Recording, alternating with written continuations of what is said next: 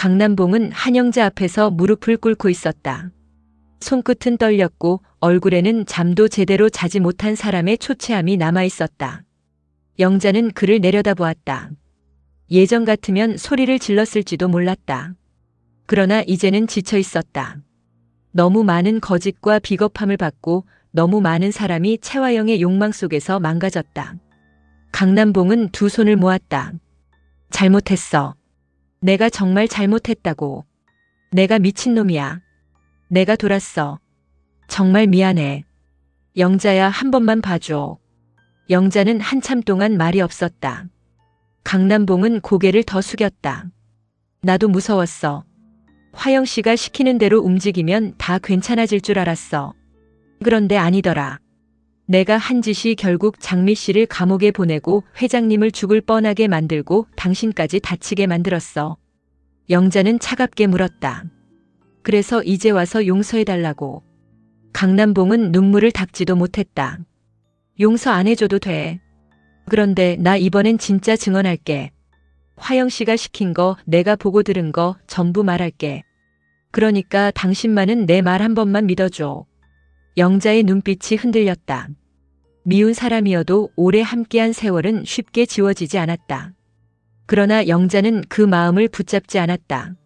남봉 씨, 용서받고 싶으면 나한테 빌지 말고 당신 때문에 다친 사람들 앞에서 장미한테, 백호한테, 수키 씨한테, 그리고 오복희 씨 영정 앞에 가서 빌어.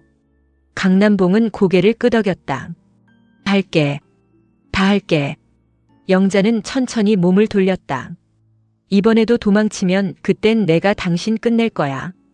강남봉은 바닥에 무릎을 꿇은 채 한참 움직이지 못했다.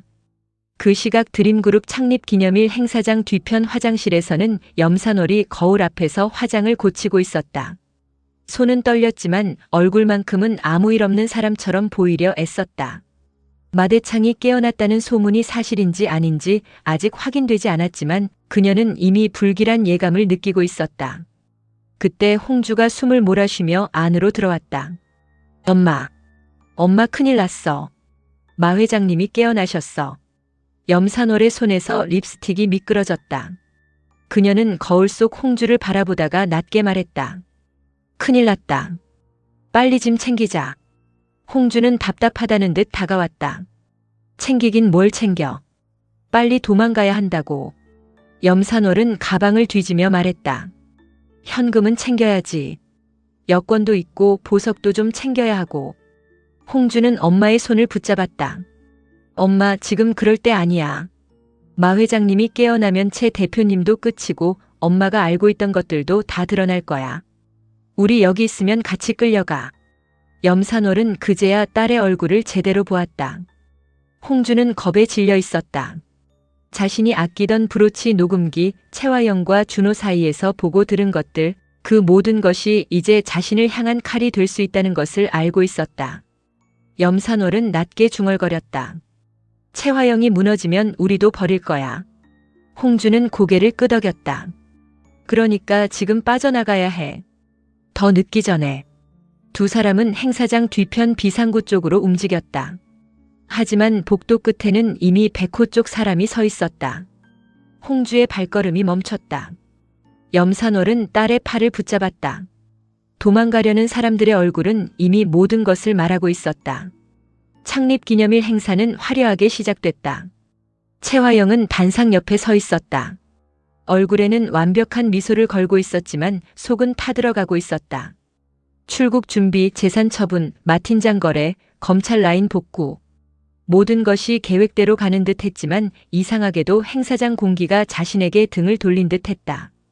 장미와 백호는 행사장 한쪽에 서 있었다. 정숙희는 조금 뒤에 있었고 마동석은 사람들 사이에서 조용히 채화영을 지켜보고 있었다. 이강혁은 보이지 않았다. 준호도 보이지 않았다. 채화영은 그 사실이 더 불안했다. 그 순간 행사장 앞 대형 스크린이 켜졌다. 처음에는 행사 영상이 나오는 줄 알았다. 그러나 화면 속 장소는 마대창의 집무실이었다. 채화영의 얼굴에서 미소가 사라졌다. 화면에는 쓰러진 마대창과 골프채를 든 채화영이 선명하게 담겨 있었다. 행사장 안에 사람들이 술렁였다. 누군가는 자리에서 일어났고 누군가는 입을 막았다. 최화영은 단상 위에서 굳은 채 화면을 바라봤다. 자신의 손이 골프채를 들어 올리는 장면이 그대로 재생되고 있었다. 꺼. 저거 당장 꺼. 아무도 움직이지 않았다. 장미는 화면을 보며 손을 꽉 쥐었다. 백호는 그녀 옆에 섰다. 수키는 눈물을 삼키며 마대창이 맞는 장면을 끝까지 보았다. 그때 행사장 뒤편에서 지팡이를 짚은 마대창이 모습을 드러냈다. 김비서가 곁을 지키고 있었고 그의 걸음은 느렸지만 눈빛은 흔들리지 않았다. 마대창은 스크린 속 최화영을 바라보다가 낮게 말했다. 짐승만도 못한 사악한 것. 최화영이 천천히 뒤돌아봤다. 마대창과 눈이 마주치는 순간 그녀의 얼굴에서 피가 빠졌다. 회장님. 마대창은 단상 앞으로 걸어왔다. 내가 죽었다고 생각했나?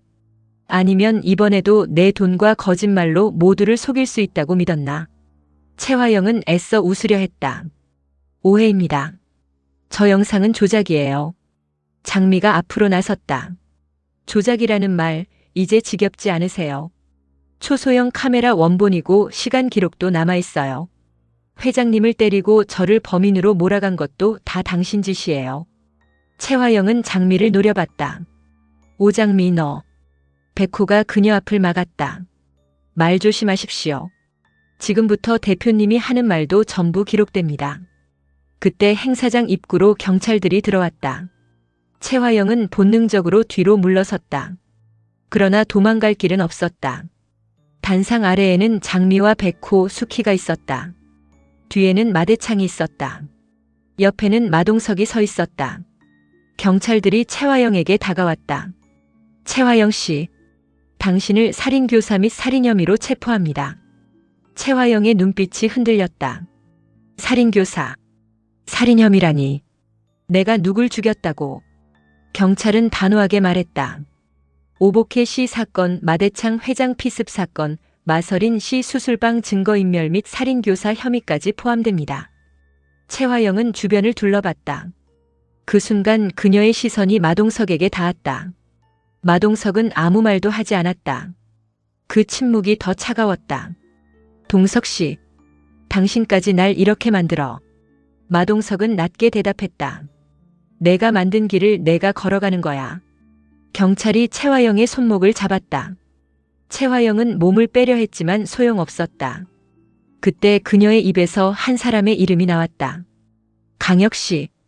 그 이름은 절박했다. 분노도 명령도 아니었다. 살려달라는 소리였다. 행사장 밖 이강혁은 그 장면을 멀리서 보고 있었다. 그는 최화영이 경찰에게 붙잡히는 순간 눈을 감았다. 이제 끝내야 한다는 생각과 그래도 저 여자를 버릴 수 없다는 집착이 그의 안에서 부딪혔다. 그때 그의 휴대전화가 울렸다. 발신자는 준호였다. 이강혁은 받지 않았다. 곧이어 한영자의 번호가 화면에 떴다. 그는 잠시 망설이다 전화를 받았다. 영자의 목소리가 들렸다. 이강혁 씨, 이제 그만해요.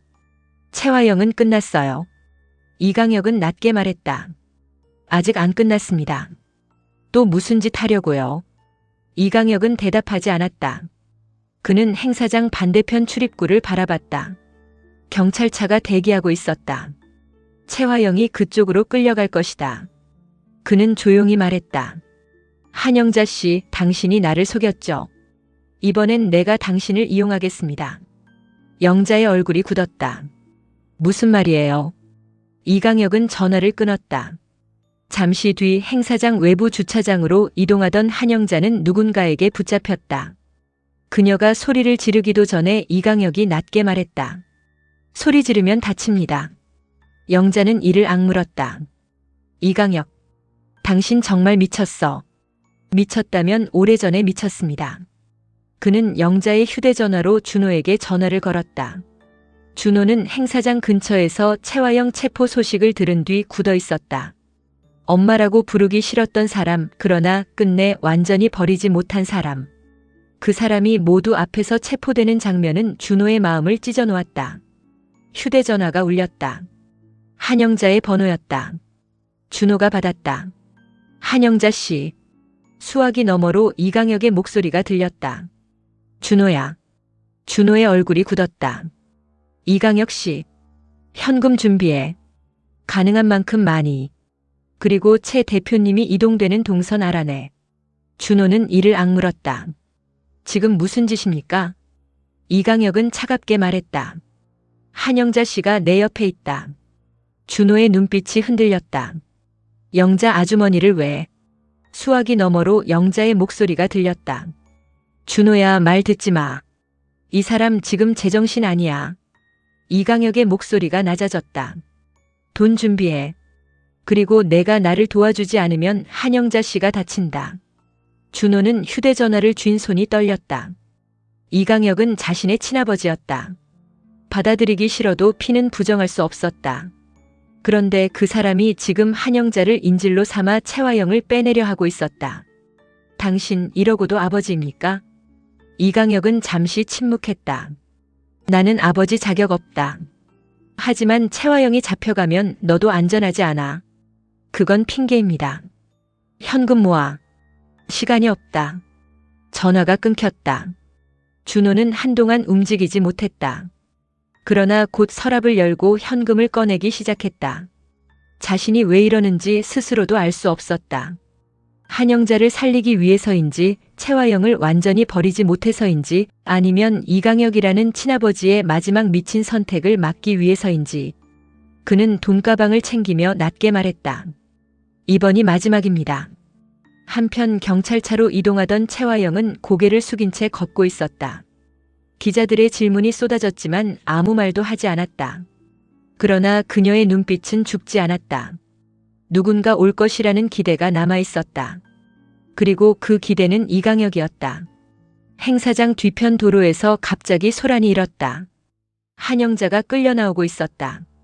이강혁은 그녀의 팔을 붙잡은 채 경찰들을 향해 다가왔다. 그의 손에는 위험한 물건이 들려있지는 않았지만 영자의 목숨을 쥐고 있다는 태도만으로도 충분했다. 백호가 먼저 알아봤다. 이강혁 씨. 장미는 영자를 보고 얼굴이 창백해졌다. 어머니. 영자는 장미를 향해 고개를 저었다. 오지 마. 이강혁은 경찰을 향해 말했다. 채화영 대표님을 풀어주십시오. 경찰들이 움직이려 하자 그는 영자를 더 가까이 끌어당겼다. 한 걸음만 더 오면 이분 다칩니다. 백호가 이를 악물었다. 이강혁 씨, 지금 멈추십시오. 이강혁은 백호를 바라봤다. 최하준 씨, 당신은 잃어본 게 많아서 알 겁니다. 지키려는 사람이 눈앞에서 사라지는 게 어떤 건지. 장미가 소리쳤다. 그게 영자 아주머니를 인질로 삼을 이유가 돼요. 이강혁은 장미를 바라보았다. 미안합니다. 하지만 지금은 선택지가 없습니다. 채화영은 경찰 사이에서 이강혁을 봤다. 그 순간 그녀의 눈빛에 안도감이 번졌다. 혀가. 이강혁의 얼굴이 흔들렸다. 채화영이 그를 그렇게 부른 건 너무 오래간만이었다. 혀가, 나 너 없으면 아무것도 못해. 그 한마디에 이강혁의 무너진 마음이 다시 채화영 쪽으로 기울었다. 자신이 이용당한다는 걸 알면서도 그 말 하나에 다시 붙들렸다. 준호가 돈가방을 들고 도착했다. 그는 이강혁과 영자, 채화영을 번갈아 봤다. 현금 가져왔습니다. 이제 영자 아주머니 놓으세요. 이강혁은 돈가방을 확인했다. 차키. 준호는 이를 악물고 차키를 던졌다. 이러면 끝입니까? 이강혁은 대답하지 않았다. 그는 채화영을 향해 움직였다. 경찰들이 막으려 했지만 한영자가 인질로 잡혀 있어 쉽게 다가서지 못했다. 채화영은 수갑이 채워진 손으로 이강혁을 바라봤다. 강혁 씨. 이강혁은 경찰에게 말했다. 수갑 푸십시오. 경찰은 망설였다. 백호가 앞으로 나서려 했지만 장미가 그의 팔을 잡았다. 영자가 위험했다. 결국 현장은 흔들렸다. 이강혁은 그 틈을 이용해 채화영을 차 쪽으로 밀어넣었다. 영자를 밀쳐낸 순간 장미가 달려가 그녀를 붙잡았다. 괜찮으세요? 영자는 숨을 몰아쉬었다. 장미야, 준호가 위험해. 장미가 돌아봤다. 이미 이강혁은 방향을 바꿔 준호를 붙잡고 있었다. 준호는 예상하지 못한 듯 굳었다. 이강혁은 준호를 차에 밀어 넣었다. 준호야, 미안하다. 준호는 분노로 떨었다. 당신 진짜 끝까지. 최화영은 차 안에서 준호를 보고 당황했다. 준호야. 준호는 그녀를 노려봤다. 이제 만족하세요. 어머니.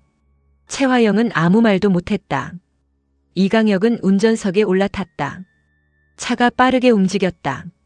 경찰과 백호가 뒤쫓으려 했지만 차량은 이미 행사장을 빠져나가고 있었다. 장미는 영자를 부축한 채 눈물을 삼켰다. 백호 씨, 준호 씨가. 백호는 차가 사라진 방향을 바라봤다. 이강혁 씨가 결국 준호 씨까지 데려갔습니다. 마대창은 지팡이를 짚고 그 자리에 서 있었다. 그의 얼굴에는 분노와 허탈함이 동시에 떠올랐다. 최화영, 끝까지 사람을 방패로 쓰는구나. 수키는 장미와 영자를 바라보며 떨리는 목소리로 말했다. 이번엔 반드시 잡아야 해. 또 놓치면 누가 다칠지 몰라. 그 시각 도주 차량 안. 최화영은 숨을 몰아쉬며 이강혁을 바라봤다. 혁아, 고마워. 내가 올 줄 알았어. 준호는 뒷좌석에서 차갑게 웃었다. 저까지 데려온 건 무슨 계산입니까? 이강혁은 앞만 바라봤다. 너를 두고 가면 경찰이 바로 추적할 거다. 내가 있으면 함부로 못 움직인다. 준호는 이를 악물었다. 역시 당신도 나를 인질로 쓰는군요. 최화영이 급히 말했다. 준호야, 그게 아니야. 준호는 그녀를 바라봤다. 아니긴 뭐가 아닙니까? 어머니도 이강혁 씨도 결국 저를 방패로 쓰잖아요. 최화영의 눈빛이 흔들렸다. 하지만 곧 생존 본능이 앞섰다. 준호야, 지금은 살아야 해. 나중에 다 설명할게. 준호는 고개를 돌렸다. 설명은 늘 늦고 상처는 늘 먼저 오네요. 이강혁은 차를 외곽 창고 쪽으로 몰았다. 최화영은 창밖을 보며 손목에 수갑 자국을 문질렀다. 조금 전까지 모두 앞에서 체포되던 자신이 다시 도망치고 있었다. 그러나 이제는 예전과 달랐다. 돈줄도 끊겼고 증거도 쏟아졌고 마대창은 살아있었다. 준호마저 자신을 믿지 않았다. 그녀는 이강혁의 어깨를 바라봤다. 혁아. 이강혁의 눈빛이 흔들렸다. 네. 나 너 없으면 아무것도 못해. 이강혁은 대답하지 않았다. 하지만 그 말은 이미 그의 가장 약한 곳을 파고들었다. 반면 준호는 그 말을 듣고 눈을 감았다. 한때 자신도 듣고 싶었던 말이었다. 엄마가 자신에게 준호야, 너 없으면 안 된다고 말해주기를 바랐다. 그러나 그 말은 또 이강혁에게 향했다. 자신은 여전히 이용당하는 사람일 뿐이었다. 준호는 낮게 말했다. 두 분 다 참 잔인하네요. 차 안에서 누구도 대답하지 않았다. 드림그룹 행사장은 혼란에 빠져 있었다. 경찰은 도주 경로를 확인했고 백호는 준호의 휴대전화 위치와 차량 번호를 추적했다. 장미는 한영자의 손을 붙잡고 있었다. 영자는 죄책감에 떨었다. 내가 붙잡히는 바람에 준호가. 장미는 고개를 저었다. 어머니 잘못 아니에요. 이강혁이 미친 짓을 한 거예요. 영자는 눈물을 닦았다. 그래도 준호가 다치면 어떡해. 그 애도 불쌍한 애야. 최화영한테 태어나서 이강혁한테 끌려가고. 장미는 말없이 고개를 숙였다. 준호가 미웠던 순간도 많았다. 하지만 그가 지금 어떤 마음일지 알 것 같았다. 버림받은 아들. 이용당한 아들. 끝내 인질이 된 아들. 백호가 다가왔다. 위치 잡혔습니다. 외곽 폐창고 쪽으로 이동 중입니다. 수키가 말했다. 경찰이랑 같이 가요. 백호는 고개를 끄덕였다. 이번엔 무리하지 않습니다. 최화영 대표님은 몰려있고 이강혁 씨는 예측이 어렵습니다. 장미가 단호하게 말했다. 저도 갈게요. 백호는 그녀를 바라봤다. 위험합니다. 장미는 물러서지 않았다. 준호 씨가 잡혀 있어요. 그리고 최화영이 또 누군가를 다치게 할지 몰라요. 나도 같이 가야 해요. 백호는 짧게 고개를 끄덕였다. 내 옆에서 떨어지지 마세요. 외곽 폐창고. 이강혁은 차를 멈추고 최화영과 준호를 안으로 데려갔다. 최화영은 불안하게 주변을 살폈다. 여기서 뭘 하자는 거예요? 이강혁은 돈가방을 내려놓았다. 잠시 숨어 있다가 새벽에 움직입니다. 배편을 알아봤습니다. 준호가 차갑게 물었다. 어머니를 해외로 빼돌리려는 겁니까? 이강혁은 준호를 바라봤다. 내가 도와주면 조용히 끝난다. 준호는 웃었다. 제가 왜 도와야 합니까? 채화영이 다가왔다. 준호야, 엄마 한 번만 도와줘. 준호는 그녀를 똑바로 바라봤다. 엄마라는 말 참 필요할 때만 나오네요. 채화영은 눈물을 글썽였다. 나 정말 죽을지도 몰라. 준호의 눈빛이 흔들렸다. 미워도 원망해도 그 말은 마음을 흔들었다. 그는 이를 악물고 고개를 돌렸다. 죽을까봐 무서우면 죗값부터 치렀어야죠. 이강혁은 준호를 붙잡았다. 준호야, 지금은 감정 싸움할 때가 아니다. 준호는 그의 손을 뿌리쳤다. 당신이 제 아버지라면 지금이라도 멈추세요. 이건 채화영을 살리는 게 아니라 더 깊은 구덩이에 밀어넣는 겁니다. 이강혁의 얼굴이 고통으로 일그러졌다. 나도 알아. 그런데 멈출 수가 없다.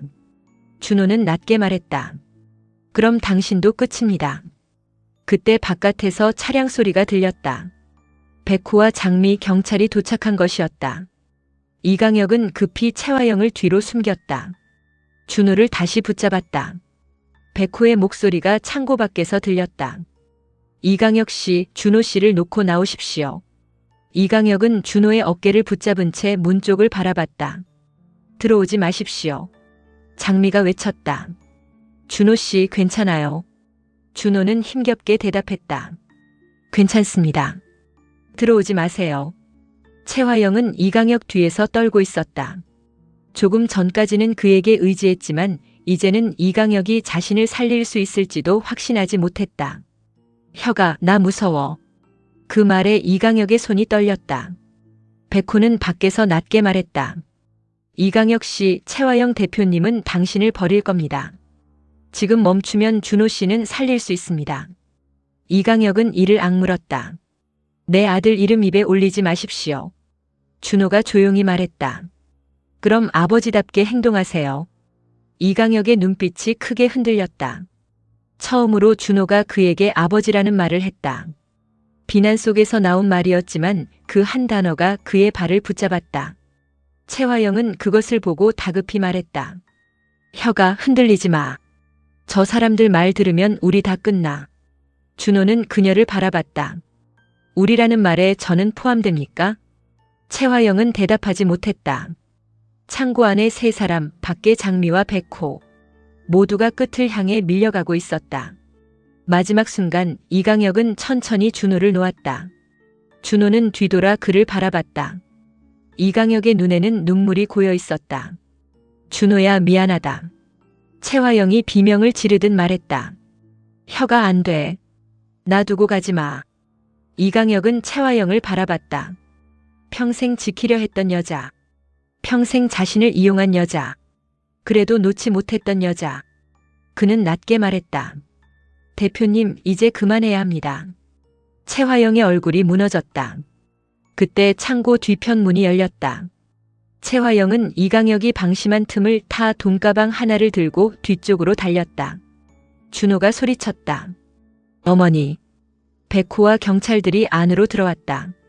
이강혁은 그 자리에 선 채 움직이지 않았다. 채화영은 어둠 속으로 사라지며 마지막으로 돌아봤다. 혁아, 나 잡히면 당신도 끝이야. 이강혁은 눈을 감았다. 경찰이 그를 향해 다가왔다. 준호는 그를 바라보다가 고개를 숙였다. 장미는 창고 뒤편을 바라봤다. 채화영이 도망쳤어요. 백호는 바로 움직였다. 멀리 못 갑니다. 그러나 창고 밖에는 이미 다른 차량 한 대가 시동을 걸고 있었다.